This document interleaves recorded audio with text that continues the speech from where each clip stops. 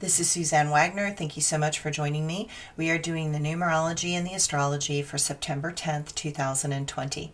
If you add all those numbers together, you get the number 14, and if you add the 1 and the 4 together, you get the number 5. The number 5 is all about the physical body, your health, your well-being. It is the feminine. It is the earth magic, and it is related to the shamanic paths and the good red road. And it's about the signs and the signals that nature gives us in order to tell us if we are on track or off track. So there are moments when you have to look past the obvious and into what is right in front of you, which is the number 5. And I want you to notice everything. I want you to notice the things that are beautiful and wonderful in nature. And I also want you to look at the strange and the apocalyptic things that are also happening in the world. The truth is that nature is going to keep going no matter what. The crops are still going to ripen in the fields. The animals are still going to mate and prepare for the winter.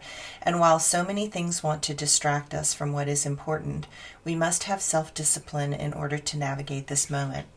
It boils down to what is most important to you in the physical world. That's why it's the number 5 day. If you really love this planet and you have decided to put your energy into helping this planet, and the needs of this planet are screaming at us at the moment, I hope that this particular moment in time is enough to get humanity to put its differences to the side. We are in a moment to turn a tremendous disadvantage into an advantage, because the disadvantage is not political but environmental. Perhaps it will give a purpose for everyone to work towards. The astrology today. The sun squares the moon in Gemini, making it feel as if you need to look at things with more mature eyes. Many things have shifted in the past month, and now with eyes that see things very differently, it is time to see past the cloudy and old attached perspective and embrace some new thinking. Many things seem dire, and without massive change, everyone is going to be in deeper trouble as time progresses. Venus and Neptune are in a small argument as to who is the better seducer. Don't fall for any of the obvious ploys that are used to ensnare you with their desires, hopes, and dreams. These are tricky planets, and they're designed to lure you to your death or to keep you asleep forever. Don't let them. Be realistic and detailed in your choices and actions. Besides, instant gratification is not going to happen right now. Some big pieces are still missing in the puzzle. Do not try to move ahead at this time. Mercury is in opposition to Chiron, and it seems as if so many things are uncertain. You want to blame someone for all this trouble you are experiencing. Try to not overreact to any form of criticism. Everyone is a little touchy right now. Do your best to notice the strengths rather than the problems. What matters are people, and people are mostly good. Give energy to things that really make a difference in the world. Most of the time, that is something small. Go to bed early on Thursday evening, as the sun will be in the opposite side of the sky as to Neptune. Expect interesting dreams that might be continuing for many nights to come. My quote for today: to take a disadvantage and turn it into an advantage, you have to have a common goal. That becomes essential for each group, something that neither can live without. So, California, my blog today is encased in smoke. For those that say climate change is not real, you can just unfriend me and take me off your list right now. I refuse to listen to those that cannot and will not see what is right in front of them. We have had the strangest weather this entire year. My husband has lived in Northern California for over 40 years, and even he says he has never seen anything like this. Yesterday, much of Northern California was in the dark from noon through the evening.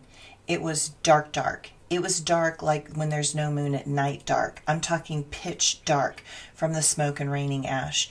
You had to use flashlights to see where you were going outside. It felt like the end of days, and that the world was telling us that it was in peril from the inability of humanity to come together and work towards a common goal. The problems that this world faces are so immense that none of us single-handedly can accomplish what needs to be done. We have to come together as a unified group with a clear purpose that is agreed upon, and that purpose must be to save this world. This is something that is beyond politics or beliefs, and even if you don't believe it, what is it going to hurt? It's not going to hurt to say, I want to save the world. I want to put my energy into doing things that help this world. Why would that be a problem? It is about survival at the most basic and core level. Living in a smoke-filled reality for weeks has given me a perspective of what can easily happen if we do not control carbon emissions. I know because I've been breathing more CO2 and less O2 during these fires. And I can tell you it is tough. It is hard to get moving. You have a constant headache. You cannot sleep deeply. You are achy all over. You're afraid to take a deep breath. Instinctually, your body knows you should not let the air in. So you find yourself shallow breathing.